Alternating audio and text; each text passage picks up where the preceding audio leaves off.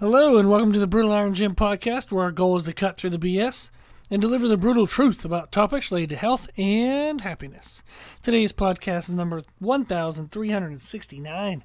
The topic is training and the title is recording videos of your workout. So I thought this would be a fun kind of conversation. I was talking with a client, actually two clients. One I was talking in person and the other one I was talking through kind of like our journals we keep. So my online clients, they keep like a Google document that we call a journal, like my journal, and they write in any questions or thoughts they have. I answer them, every week, and it's just a fun way to have nice connection and communication, even if we're distance. So I'm very blessed, very fortunate. I work with people in 5 different countries now, which sounds insane. But really cool. So this is a great way for us to still touch base and be able to have like a connection that you would normally have with the trainer kind of in person. But it's nice to be able to do that from a distance. So I really appreciate just the time and in the world that we live in now. It's pretty cool that these types of things are possible. Well, the client I was talking to, we were talking about sending videos, and they are sending me squatting videos so I can give them feedback on their technique. They have been sending a video of their first and last working set. Those were the videos that I requested. So right now, this person's training. They'll do different types of singles. We might have them do like 6 different singles on one day, maybe 5 different singles with a little bit heavier the next week. It kind of just depends on what their program calls for. But due to a bunch of reasons I don't want to get into because it'll cause too much information and the podcast will go too long, but they're doing singles. They're doing a lot of individual single reps. And they asked why I specifically requested the first and the last working set. They noticed that was kind of maybe an odd request to them. So they were like, what in the world? Why is that? And generally, this is not always true, but just, some food for thought kind of thing, is the first set, it really helps me show, it helps me see mental development towards heavy weights, their confidence with heavy weight. So, for example, if you see in the first set versus the last set, say the first set they move a little slower and they stop maybe an inch or two above parallel. But in the last video, they move fast and they hit parallel perfect. Well, that can tell you that in the first set, maybe they were hesitant, maybe they weren't confident with the weight. They kind of had to wait to see what was going to happen, how was it going to feel. So it means that they're not necessarily confident under that weight load yet.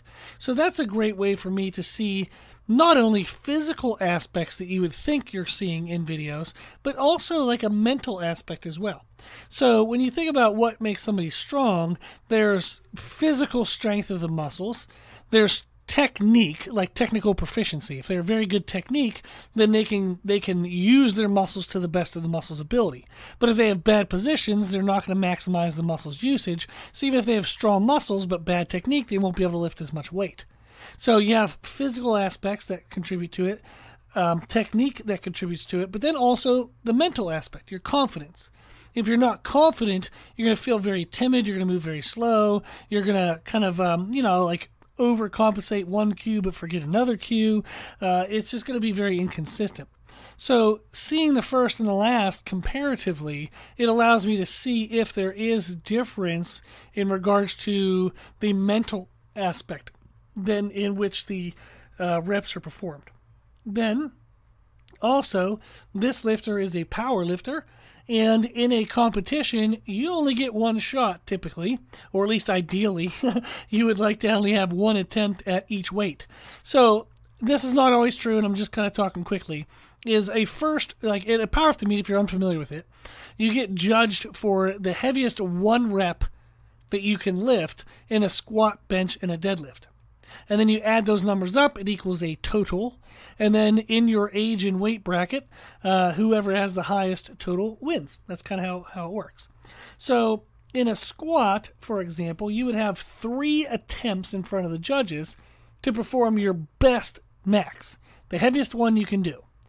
But if you go out of the gate and you try something super heavy in the first one and you miss it, and then you miss it on the second and the third, you are what's called bombed out of the meet.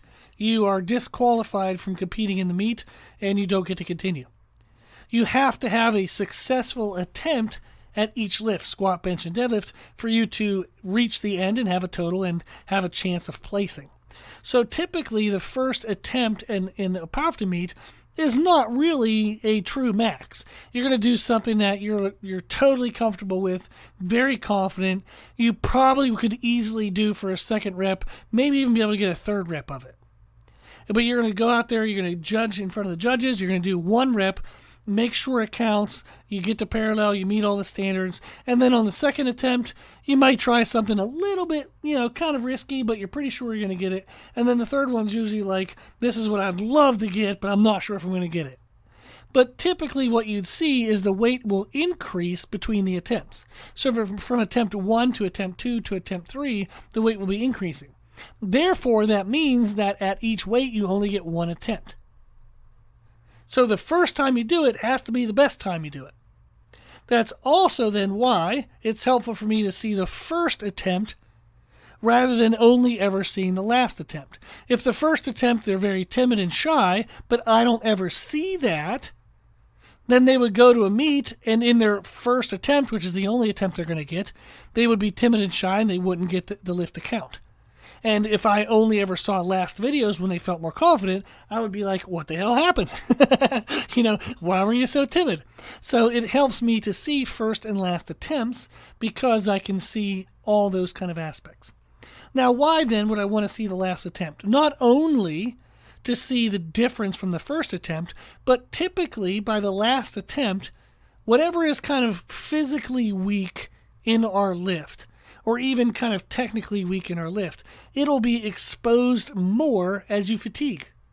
So as you fatigue through the attempts, like through the workout, the weaknesses that you have in physical, technical, or mental show. That way, I can see what we need to work on. So if we see it's a physical weakness, then I know, okay, in the accessory lifts, the lifts other than the squat, I would know what to focus on to help bring up that weak link. Or I can change the main lift variation. So if we're away from a competition and I want them to work on more, say, knee strength, we might do front squats instead of back squats. There's there's about 4 million variations of squats you could do, but there's a lot of variations, and you can pick those variations of main lift, like variations of the squat, if you're far enough away from the meet. If you're like 4 weeks away from the meet, you definitely should be practicing the typical just barbell back squat, competition squat. So you would be trying to make adjustments through the accessories, not the main lift variation. You want them to have the main lift very specific to the competition so they can work on their technique cues and be ready by the competition. So those are benefits as to why I would want to see the first and last sets of their working sets. This is also something you can do, so that way you can coach yourself. We have podcast number 106. So way back when, podcast 106 is a training podcast titled The Benefits of Filming Yourself. So that way it kind of explains why you should film you. So that way you can train you. So I look at the videos. Now I've looked at an infinite amount of people lifting weights. So I started lifting weights myself when I was 16. I started training friends, kind of for fun at that time. And then I started training people for money as an actual job when I was 18. I'm 38 now. So that's 20 years of watching people lift weights. I've had well over 2,500 clients.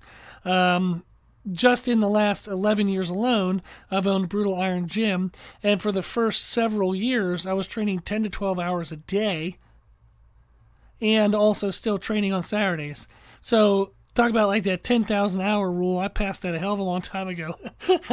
So I've watched people lift weights my whole life. It's been a lot. So I do know how to analyze how people move. You can actually even see what people think while they're lifting when you get used to it. And this is always freaky, but my wife, Meredith, laughs a little bit when I mention it every now and then in conversation. But when you train people in person, you can actually even tell what they eat based on the way their sweat patterning, and their timing of the sweat within the workout, and the way they smell. You can actually tell what somebody eats by the way they smell. I've been doing this for way too long that I know all those things. So it's a little creepy, but if you were to watch yourself, at first you might not have any clue what the hell you're supposed to be looking at. But if you listen to podcast 106, it's again, the title is The Benefits of Filming Yourself. Then we also have podcast number 721, which is a Q&A podcast titled Common Corrections for Squat, Bench, and Deadlift. If you listen to both of those podcasts, it'll give you things to actually look for in the videos of all three lifts. So that way, if you film yourself, you'll be able to look and see for specific things and then what those specific things indicate. So that's very helpful. So you can actually kind of train yourself. The other aspect of the benefits of filming yourself and why I have clients film themselves is programs need to be personalized. So as I said, I have clients that I don't see in person. Very blessed, but basically all over America, from Florida to California to New York, I have clients. And then, like I said, I have clients in a bunch of other countries as well, which is very fun. So programming needs to be personalized. If I can't just write a program, throw it out there into the wind, and hope it works. Am I good enough to do that? Yes, I am. But it's not going to be the best possible results. And I'm the type of person that I can't write a program, throw it out there, and just be like, well, it's good enough. That's insane. That drives me nuts. I can't do it. I can't not do it. It irks me. It irks my soul. So, and part of the reason why is I believe that exercise, taking care of your physical self, has an enormous, indescribable impact on your mental, emotional health. When your training goes well, when it clicks, when it feels good, when it's smooth, when it makes sense, when it flows, oh man, you get good emotions, you get good mental health. There's just so much more to good exercise than just the physical benefits. So that's why I have clients, if they're not local, I have them, send photos, send videos of their gym. I actually have them send the website for the gym. I've had people walk around and videotape the equipment because knowing what the equipment they have lets me know what equipment to include into their programming. So, for example, there are some leg presses, if they're built at a 45-degree angle or greater, and they have simple just an L seat where it's a backrest right into a seat and it's a 90-degree seat, that's going to be trash on your lower back and it's going to have horrible range of motion. So better leg presses are set up at 35-degree angles, and or they have what's called a lumbar section to the backrest where it comes down, has a small little section that angles in, and then the seat. Those are way more lower back friendly. So it helps me to know if I want to program their leg press or not. If the leg press is the 45-degree angle with the L seat, I know that feet high and wide is going to feel like trash and it's going to hurt their lower back. It's going to cause a lower back pump. They're going to be annoyed and feel miserable. So we don't do that variation on that type of leg press. There's a million other examples of this, but that's why I really like knowing what kind of equipment they have, because I can write specifically which equipment I want them to use. Does their Smith machine move on a true vertical path, or does it have a 7-degree angle to the pathway? There's a huge difference in how exercises will feel on a true vertical Smith machine versus a 7-degree angle Smith machine. All this stuff is stuff that I love doing. It's ridiculous in the sense of like detail that's written into things. But I love this. This is what I do all day. It's my passion. So I love knowing these things so I can do these things and make it that much better for the person. I also have, like, for example, somebody I'm helping prep for a powerlifting meet, And they're a strength and conditioning coach. They know what they're doing, but it helps to have eyes, another set of eyes on the programming. And they're having me write their programming right now because they're busy doing programming for their athletes and all these other things. So we're doing like a powerlifting prep. They contacted me, I think, about 5 weeks before their meet.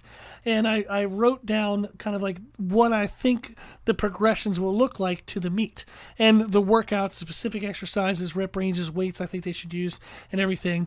But they haven't given me a video the last 2 times they squatted.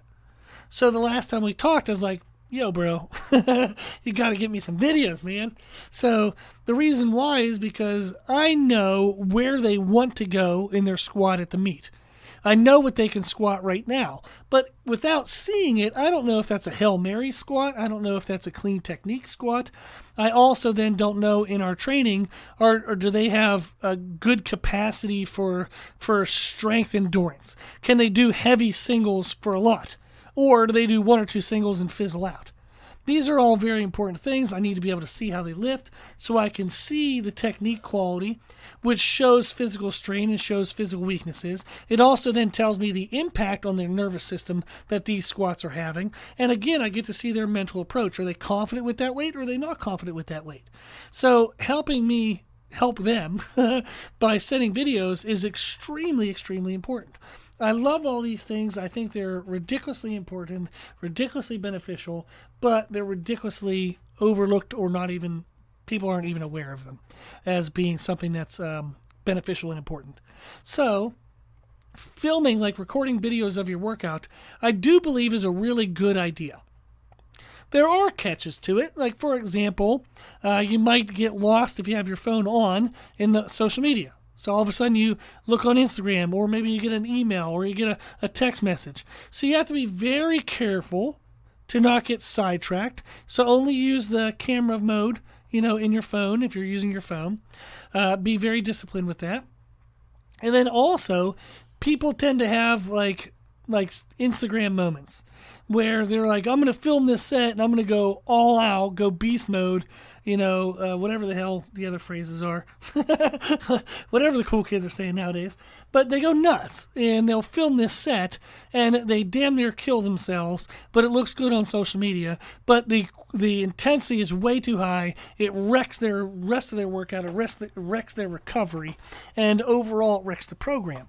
So you have to be very disciplined when you film yourself to not go nuts and add a bunch of weight or a crazy amount of intensity.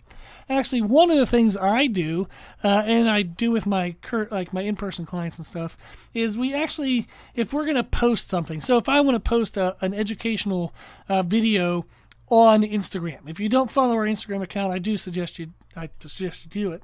Or it's under the name Brutal Iron Gym. If you do check us out, please follow us. It just helps build the account. But I post stuff on there all the time that isn't covered in the podcast. So it'd be really cool to check that out.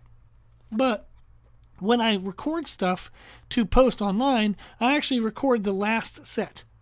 So if you ever see me doing anything on Instagram, it's the very last set of that stuff. I love that because it forces me to still be disciplined with my technique and quality and my intensity, even though it's the last set. If I do it on the first set, it's too easy then to take some weight off or dog it or have crap technique by the end. But if you film the very last set, it forces it to still be very high quality. It's a really good self-challenge. Can you be disciplined? Can you crush it and do it perfectly even when you're dead tired? So that's something I do for myself, something I do when I'm filming clients. It's just a fun kind of self-challenge, a fun self-discipline to say, okay, if I'm going to film something and post it, I'm only going to film my last set. I want to discipline myself to still be crisp and super intense on my very last set. Cool. Well, basically the point of today's podcast was to just discuss the concept of recording videos of your workouts, like filming yourself. I do think there's enormous benefits. Can it be a distraction in some way? Yes, but the benefits outweigh it. You just have to be disciplined with yourself. We already discipline ourselves by getting up every morning when we don't want to, by doing a bunch of other things in life that we probably don't want to. So adding one more discipline isn't going to kill you. But making sure you're disciplined to not get lost on social media. Make sure you're disciplined to not go all out and kill yourself when you're filming yourself. Just stay what you're supposed to be doing. But I do believe the positives of filming yourself outweigh the negatives. I recommend that you do that, so that way you can kind of work to train yourself. And we did say podcast 106 is titled The Benefits of Filming Yourself Will Help. And then podcast 721, it's a Q&A podcast titled Common Corrections for Squat, Bench, and Deadlift. And that will actually teach you what to look for in the videos. Awesome. Well, I hope today's podcast was helpful. Hopefully it was just a little bit of kind of like fun insight. If you have any questions or anything, you need anything, our email is brutalirongym@gmail.com. I appreciate you listening to the podcast, and I hope you always get something beneficial from it. Let me know if there's ever anything you specifically want to know about. Well, if you do like our podcast, please consider sharing it. The more people we share the podcast with, the more people can help, and that's the whole goal. Thank you to the patrons of the podcast, people who financially support the podcast. The podcast is actually well over $1,000 a year for hosting costs.